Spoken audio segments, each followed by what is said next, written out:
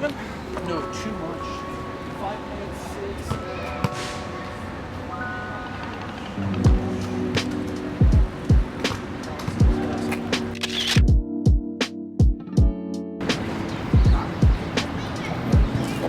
Keep doing that. Keep doing that. I'm feeling good. Oh, you feel? Yeah, I'm feeling it, man. That's hilarious. I had no idea. That is me. As you can ask her, I'm literally shadowboxing all the time. All right, what I do is this, man. I go like this. I do this. I do a timer. Timer, 20 minutes, start. What's up, man? Man, good. How's it going? Good. How are you doing? I'm good. Really, good, though? Thank you. I'm good. Everything Agron, good? right? Yes, Agron. Lance, right? Yeah, Lance. How's your day, man? Today's been good, you know? Yeah. I think that us being here was, what's the word I want to use? Making the best out of the situation. Okay. Schedule opened up and we're like, let's just get in I here think and make it work. spontaneity like helps creativity flow because you can like plan anything you want, but like planning never fucking really, not my person, it doesn't really fucking work. Right. I mean, to reference Mike Tyson, we talked about him a little bit earlier. Yeah. As a fighter, Mike Tyson, one of his best quotes of all time is everybody has a plan until they get hit in the mouth. So. Exactly, man. And you ever been punched in the face? Yes. It hurts. Yes. Yes. You start crying, your nose starts bleeding. Yes. But so how long you been in New York? December 13th, we signed our lease. Oh my gosh, you've been here for not even a year yet. Yeah. Well, not even half a year. Not even half a year. Yeah. Why? Have you been in New York prior? So Sophie, my partner, is an NYU grad. Okay. She did her undergrad here and her master's here. Okay. So the majority of my New York experience have been visiting her intermittently. And you're from where? I'm saying? Where are you from? Los Angeles. And then what was your first impressions of New York? I loved it. You loved it? I think that interesting thing about first impressions is what they're built by. Yeah. So for me, New York had been this thing. You know, New York is probably the most famous city in our country, and I'm from Los Angeles, which is like another one of our most famous cities. But film has done so much to kind of give this allure to what New York is like, and then you get here, and living here is very different than visiting here. And visiting here is different than what you build from, you know, before you've ever been. It's got a different energy. It just feels like everything is accessible. There's so many people. I make a joke that I feel like if you started at the top, like Washington Heights, you can eat at a different restaurant for all 3 meals. Oh, yeah. And by the time you make it down to the financial district, you'll have to start back over because something else is closed and reopened. You know? It's just,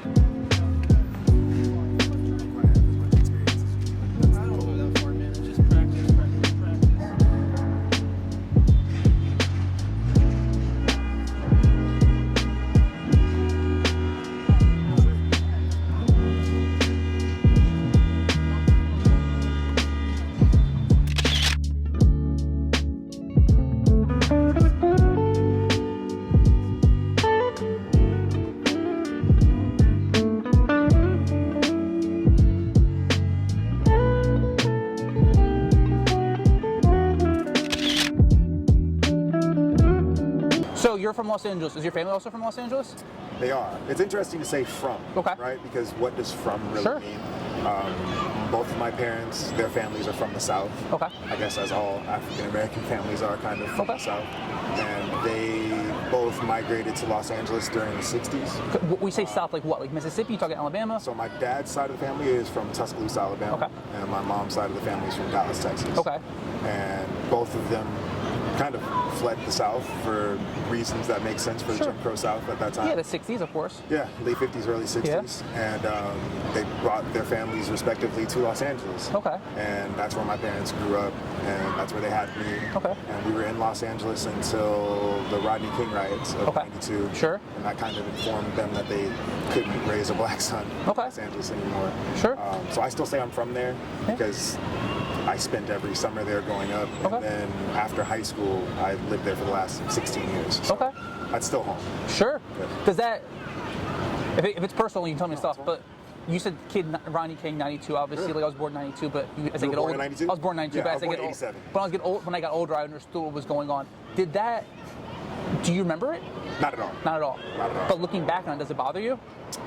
What specifically? So if it's fair to say your family left the South because of the same ideas, then they've settled in Los Angeles, and I'm assuming they're hardworking, you know, they pay their taxes, they're good citizens, they're faithful for that, and then they have that same problem again. Does that bother you? That your family had to deal with that twice? Yeah. I mean, I think that it's think that it's hard. I look at what my parents went through just living through inner city Los Angeles. That incident with a riot is the thing that's scary the most. Sure. But drug violence, gang violence, just these intermittent situations that exist more. And you have to admit that every city has their issues, but you know, Los Angeles was our experience, so they were just trying to figure out what the best opportunities were going to be for them. And in terms of trying to raise a son, I understand that they were like, let's just try and figure out a better situation. Sure. But I don't necessarily know what to pinpoint as what bothers me the most, other than maybe just like what the reality is for people who are coming from marginalized areas and what marginalized realities can yield. Sure. And I think that that's kind of what that was. Yeah. The amount of honking every day, I feel like in other cities, it makes me more angry. Here it's just like a form of communication. Is that weird? No, I don't think it's weird.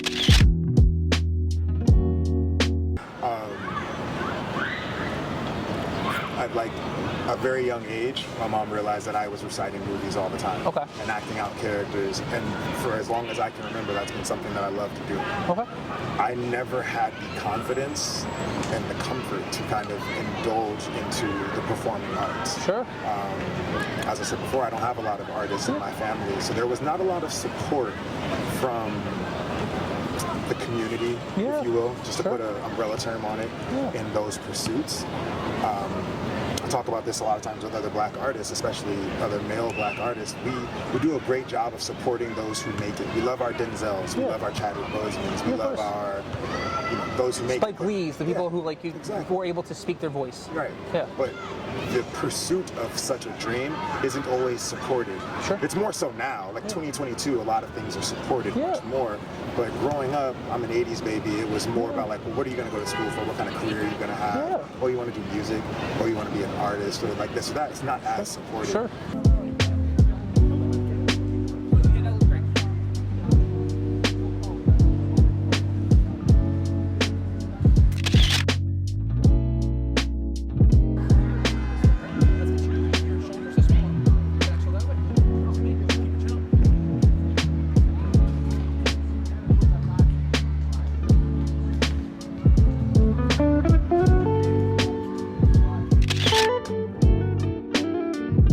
So then you said something interesting, that you said that you didn't have the confidence in that stuff. Do you still have that? You still don't have confidence? No, it's something that I absolutely have now.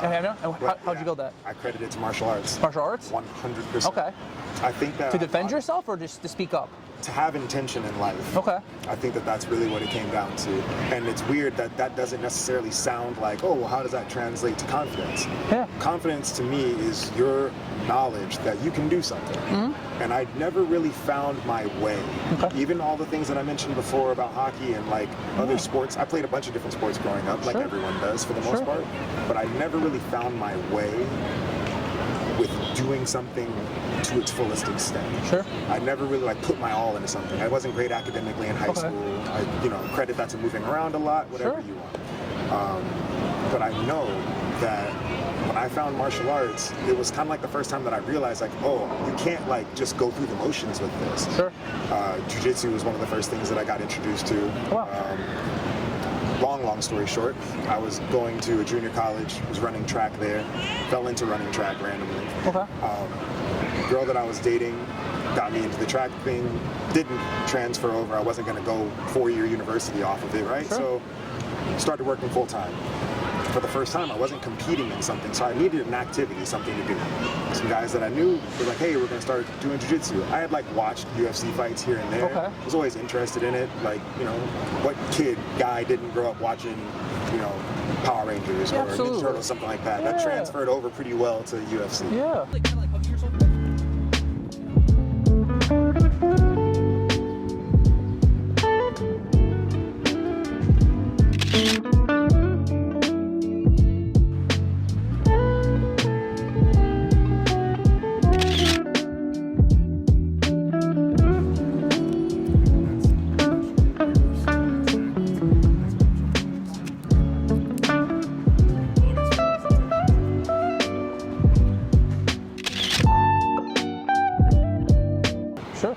thing you're obsessed with right now?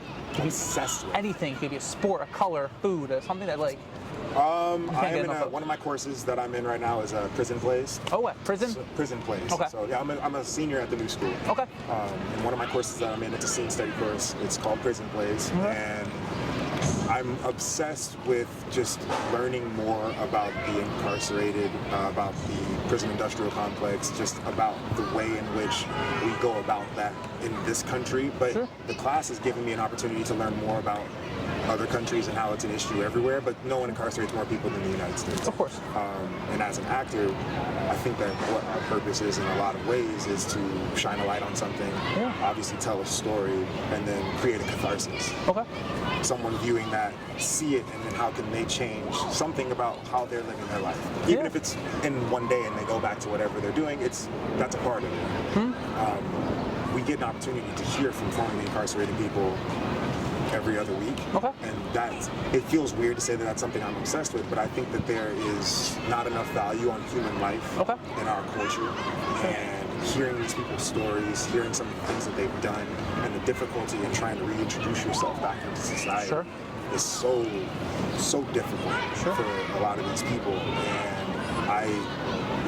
like I said, I work with the homeless a lot in Los Angeles with our nonprofit, and I hear similar stories from both of them, and all of us in a lot of ways are the products of our environment, the product of our circumstances. Where was I born? I was fortunate enough to be born with two parents, and that alone is so different than so many people's experience. People who had the intention of wanting to take care of me, and then what did that give me versus someone who had this set of circumstances when they were born. And what does that then mean for them? And I want people to maybe just think about that a little bit more. You brought an interesting point, because I like to ask this question because this is something I think about a lot. Do you believe in environmental luck? Meaning environmental luck, like being born in, like you said, like Los Angeles, so you're in the capital. Like, so Leonardo DiCaprio talks about this. He goes, if I wasn't born in Los Angeles within a 30-minute drive of auditions and my parents willing to take it, I would never have been an actor, because I'm just environment. So do you believe in that kind of luck? Absolutely. Being born in the United States, being with two parents, We're building a school in Kenya.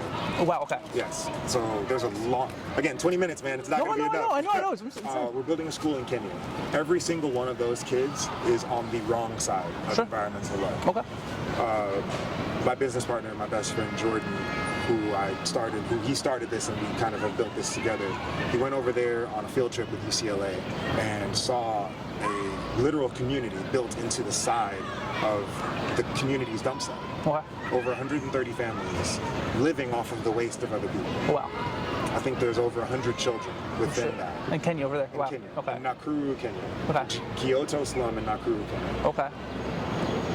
What are those kids' opportunities? Like, what are those kids? No, their goal is to survive. That's really it, right? Survive, right? Yeah. That's all they can think about. That's all they care. Basis. How am I going to eat today? There might not be a bigger opportunity than that. Yeah. So, what is that kid like? If you look at me at birth and a kid over there at birth, who's to say that I'm more capable in doing things than that kid is? Yeah. It's an environment. Yeah. So, what's the term again? Environmental luck. Yeah. I'd never heard it in that exact framework before, but I will start to utilize it more because it is exactly that, man. It's the lottery. Yeah. It is the lottery. It's a lottery. Yeah. That's 20 minutes. I don't want to end on a note. What makes people better? What makes people better in your perspective and opinion?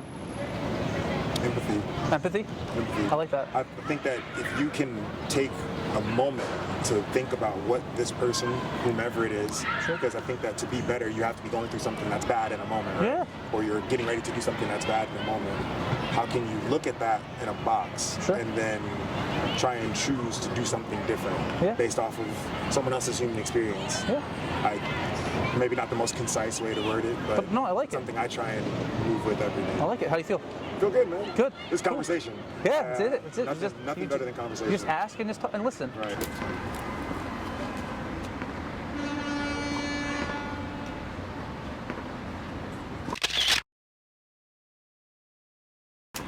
And that's all.